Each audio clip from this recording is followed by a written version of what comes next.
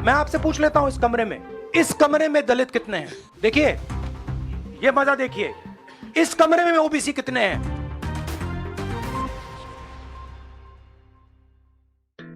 On October 9th, Congress's Rahul Gandhi kicked up a political storm as he asked a room full of journalists how many were scheduled castes or OBCs.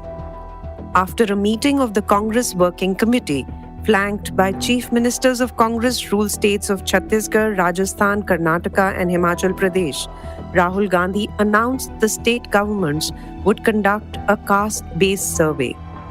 If voted to power in 2024 Lok Sabha elections, Congress has vowed to conduct a nationwide caste census.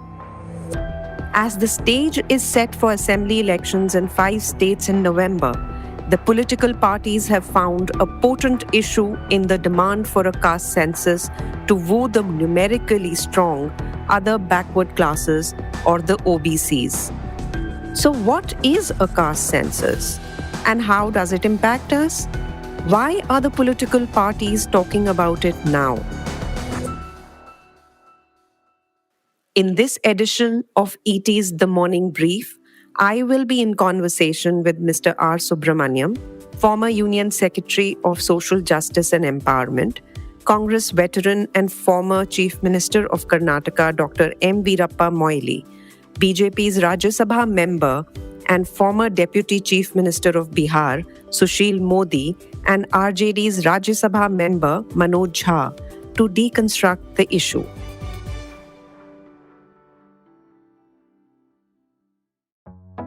It's Thursday, October 12th. From the Economic Times, I am host Nidhi Sharma, and you're listening to Caste Census, Data for Development, or a Political Ploy on The Morning Brief.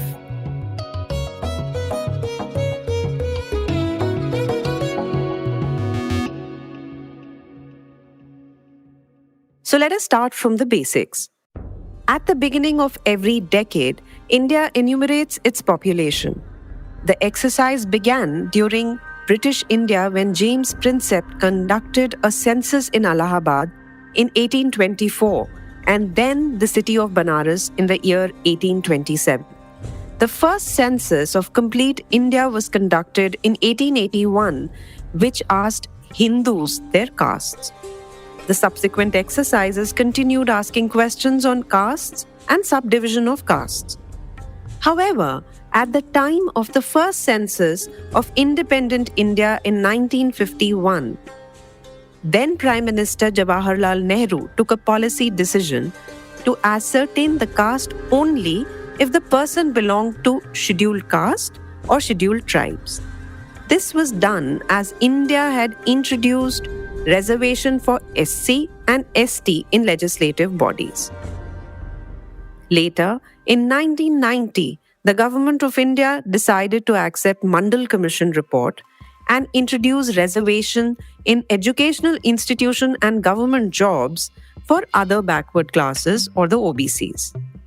The caste-based reservation were offered based on projections of the last caste enumeration in 1931. The acceptance of Mandal Commission report saw the rise of a counter-narrative by the Bharatiya Janata Party or BJP, which was popularly known as Mandir politics and depended on the Hindu votes of the upper caste. The 1990s saw the social justice parties like Samajwadi Party and Janata Dal United courting OBCs and pitting themselves against BJP's upper caste politics. This led to the oft-repeated political phraseology, Mandal versus Kamandal.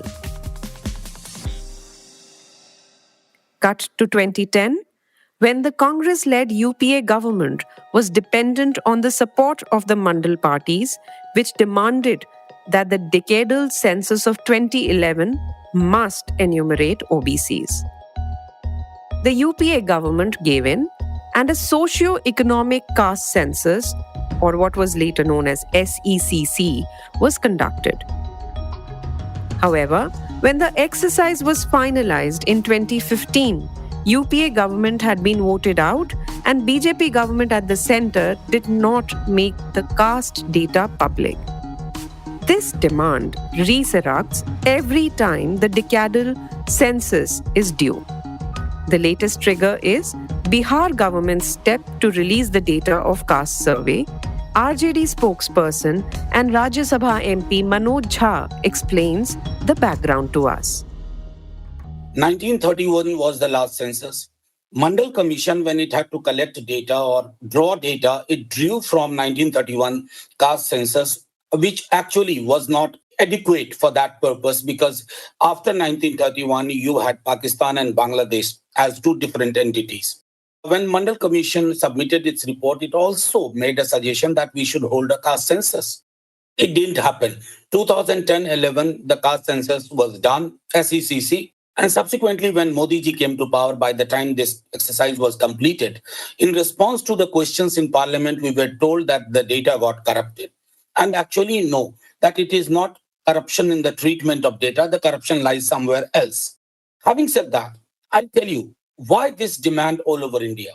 Those who say that it will revive casteism, they probably do not understand the society and the caste being embedded in it, almost innate part of it. I don't know how many of my friends from BJP are worried that the people who get down to clean your sewer, they belong to one particular caste. 98.8% people belong to a particular caste. Shouldn't that worry you?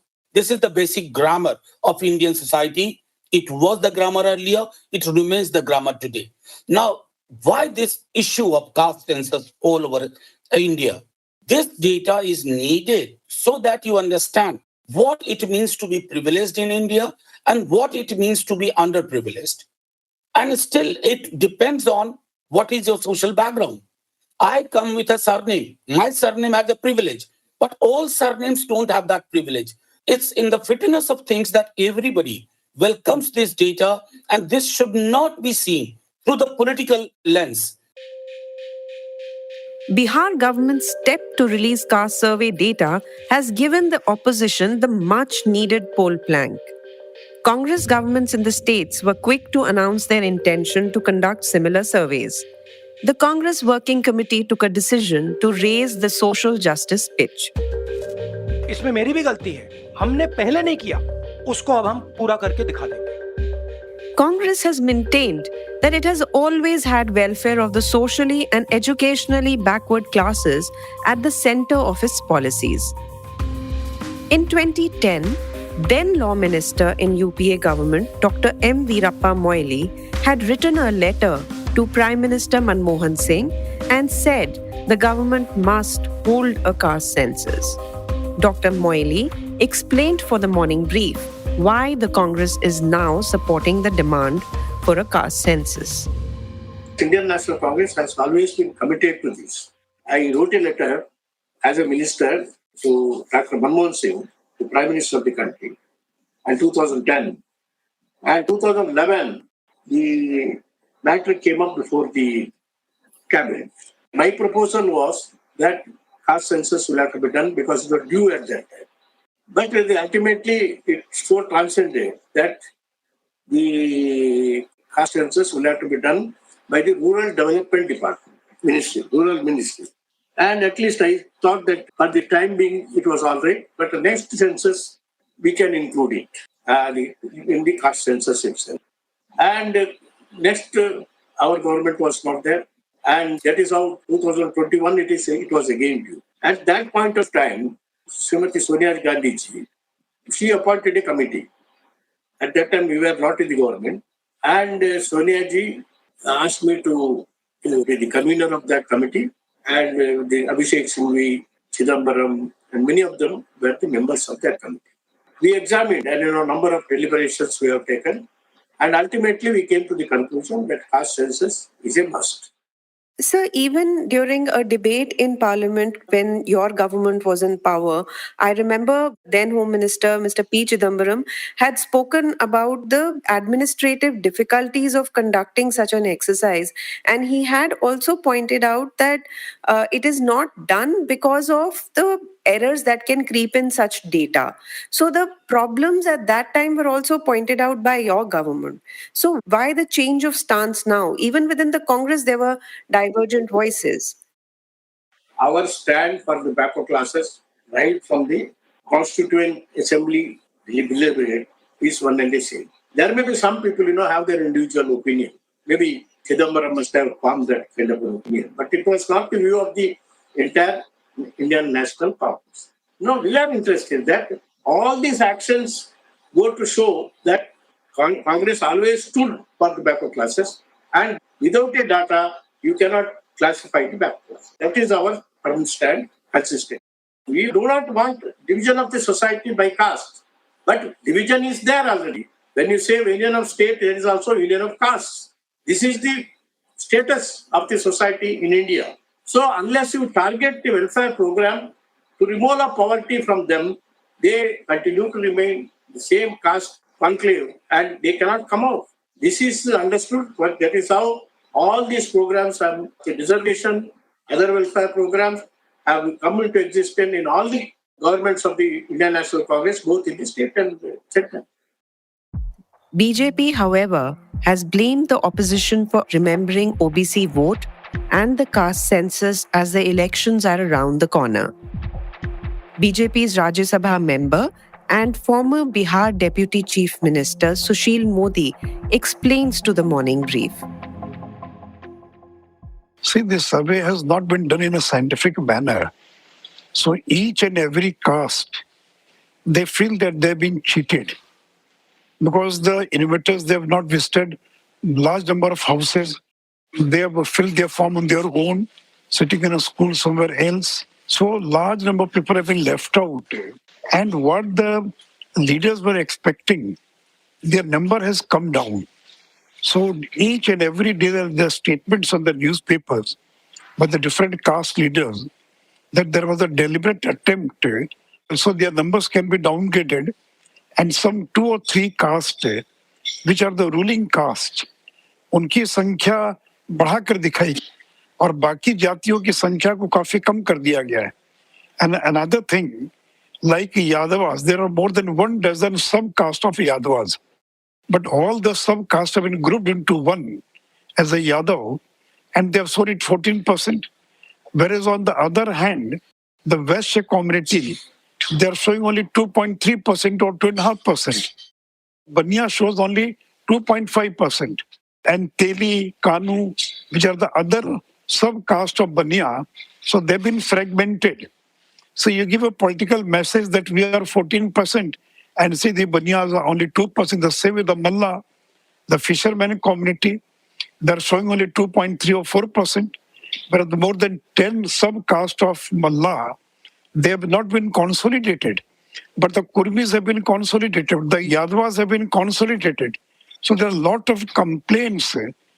Now people are demanding that there should be a fresh caste survey. Sir, this has also kick-started this demand across states now of holding caste surveys. Like Congress has announced in Chhattisgarh, Rajasthan, Madhya Pradesh, that if they were to come to power, they will be holding these caste censuses. Do you see this trend? So who stopped Baghel? He is in power for the last 4.5 years. Now he's going for the elections. So for the last 5 years, why no caste survey took place in Chhattisgarh? Congress is ruling Karnataka. When Siddaramaiah was the chief minister there 2015, they spent 200 crore and conducted a caste survey. Until 2023, the result of their survey has not been announced. Only when the elections has come near, they are announcing that they will have a caste survey. और 8 साल हो गया अभी तक सिद्धारमैया ने जो caste census का data था वो क्यों नहीं रिलीज किया? क्या दिक्कत है? क्या कठिनाई है? In the year 2011, during the UPA government, when the socio-economic caste census was conducted, and when NDA government came into power, they could not release the data because there was a crores of discrepancies in the data. And the socio-economic caste survey of 2011, they found that there are 46 lakh castes in this country. Sir, correct me if I'm wrong here. What I understood from your stance of the BJP, that BJP supports the caste census for enumeration of castes at the state level, but thinks that it could not augur well for entire India. Is that what BJP opinion is, sir? See, census is always done under the Census Act 1948. So the Bihar is not a census, it is a survey. So when it was challenged in the Supreme Court, the Bihar government said that it is not a census. It is not being conducted under Census Act 1948 because census can be done only by the Union government according to the Indian Constitution. So doing a survey in a state is one thing, but doing a survey by the Union government for the entire country, so it is not feasible, it is not practical. So that's why Government of India has refused. They only reiterated that it is the Union government which has the mandate to have a census, not the state governments. Sir, if the data coming out of a survey cannot be trusted, what is the advantage of having such a survey? Does it in any way impact the reservation policy of such an enumeration? Does it impact the reservation policy of the government? See, without data also, Tamil Nadu is having more than 16% of reservation. Without data, I'd say more or less in the public domain. Everybody knows what are the data. There may be 1%, 2% plus minus. But it is not that you require census for that data. So already knows how many Rajputs are there, how many Bhumiyars are there. There will be plus minus 1 or 2%. So everybody knows. It is not that the data is not in the public domain. Data is already there. But the actual problem is that there are caste, subcaste, then gotra, then the titles, subtitles. And people are so confused in the village area when you go for this kind of survey. When you ask, what is your caste? He may say is gotra, he may say is title, he may say is... So in each and every caste, there are layer per layer per layer. So it is very difficult situation to correctly enumerate the caste data. As the political one-upmanship continues, questions have been raised on authenticity of caste census. When it declared the results of socio-economic caste census in 2015, the Modi government withheld the caste data. In September 2021, the centre filed an affidavit in Supreme Court that SEC data was not OBC data. It said it was full of errors and disclosing such data would be misleading. The affidavit also said that a caste census was unfeasible, administratively difficult, and cumbersome. Former Secretary of Union Social Justice and Empowerment Ministry, Mr. R. Subramaniam, explains what are the difficulties in enumerating castes. SCCC 2011 is a very classic example of how complex, enumerating a caste is. As per the 2011 SCCC, the Socioeconomic Caste Census, the number of castes that has been enumerated is more than 36 lakhs in the country. So that's because what is a caste? There is still a lot of confusion in the people. What is a caste? And how the caste is spelled, how the caste is described, what name for a caste is used in different places, different types of names are used. So there is a lot of lack of clarity on what a caste is. Which caste do you belong is something which is answered in different ways by different people. That's how the Andhra thing would not come through. And that's how the SCCC, I would confidently say it's a failure of enumeration of the castes, primarily because you cannot conduct a caste census without a registry of the castes. That means you need to list down what are all the castes, and that's a sociological and anthropological study, after an anthropological study. Then through a drop-down menu, you ask people to choose what it is. So then people will come nearest to what is considered as anthropologically accepted name of a caste. So unless you do it this way, you will end up having complete mess. That sort of a registry of castes, I don't think exists today, except for 1931 census, which has been fairly well done census in terms of enumeration of the castes. But then they had only some 2,000 odd castes across the country. And today SCCC says 36 lakh castes. So absolutely, there's no comparison. Since it is a complex exercise, doubts have now been raised on Bihar caste survey numbers. There are accusations that the ruling alliance of Janata Dal United and RJD have tweaked numbers to tilt the balance in favor of castes supporting the government. RJD's Manoj Jha contends that you need to have an anthropological tool like Bihar did. You have to trust the methodology. You have to trust the idea. Nobody has questioned the methodology or the idea. People are questioning that our number should not have been this less. I mean, that is not how you treat a data. Number two, Nidhi, I'll tell you very frankly, nobody actually knows what happened to 2010-11 data. Nobody actually knows. These are all kinds of myths we are living with or living by. That this got corrupted, there were lacks of caste. You had to use anthropological tool which has been used in Bihar. For instance, there are subcaste within a caste. You need to have that kind of anthropological sense to merge them together. And that has been done in Bihar. I'll tell you, it is so meticulous. Now, the society which loves living by myth, somebody was telling me yesterday that cars are the most visible mode of transport, but cars are only 7%. So what happens? We confuse visibility with actual numbers.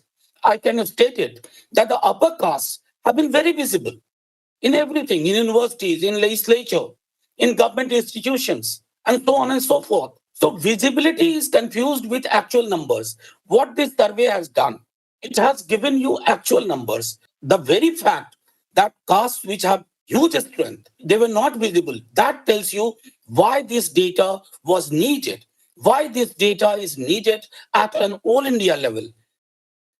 Behind this entire political drama is the numbers game. From being an upper caste party in the early 1990s, BJP under Prime Minister Narendra Modi has successfully courted the OBCs.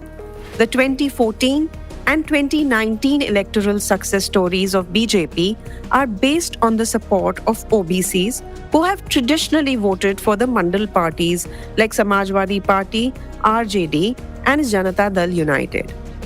By supporting the demand for the caste census now, Congress has also tried to make this poll plank its own. What can such a demand do? Our expert voice, Mr. Subramaniam, feels it will only trigger a demand for increasing the limit of reservation beyond 50%. No, I think the concept of a proportional representation is fallacious. It is dangerous for the country, and we should not even get into that. We should protect the weakest, the poorest, the untouchables, the tribals. We must protect very, very systematically, and also the poorest among the other classes. So I think that's the only way forward. You can't have a proportional representation. Then the country will be divided in the castes. India will be known as a union of castes, and that will be a very sad day for me. Sir, we also saw the government appointing G. Rohini Commission for subcategorization of backward classes. And that report was submitted very recently. And do you think that there is, at this time, when we are talking about caste census, a better way could really be dividing the castes into subcategories and probably a fair representation of people who are not, linking it with the creamy layer factor as well, and then offering them a reservation. Do you think that is a major issue that we need to tackle right now? Or do you think that caste-based census, a fresh caste-based census is the way forward? As I said, that cash-based census will really sort of create so many problems. It's not in the interests of the country or the nation, and also it is not required. Supreme Court has laid down how do you define a particular community as backward. So they have given this triple test. Triple test does not say that you go house to house and enumerate the caste. No, absolutely no.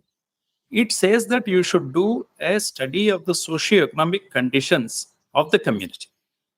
And for that, you do not require census. So I'm not mincing words. I think this will be very disastrous for the country as well. And you also should realize that after 1931, if the governments have not done caste census, what is the reason? It's not that those people are less favorable to backward communities. It's just that I think there are several factors which have to be kept in view before you talk about caste census. It should not be simply a political game. Will this pay electoral dividends as the political parties show off their OBC welfare track record and try to outdo each other? The poll season is on, and we will wait and watch for the drama to unfold. With that, it's a wrap on this episode of the Morning Brief. But as the political season picks up, I'm sure you'll hear more from me, your host Nidhi Sharma, on this podcast. A round of thanks to the team that put this together. Producer Vinay Joshi and sound engineer Rajas Nayak. You can catch the Morning Brief Tuesday, Thursday and Friday on the podcast platform of your choice. From all of us at ET, thank you for listening in and have a great day.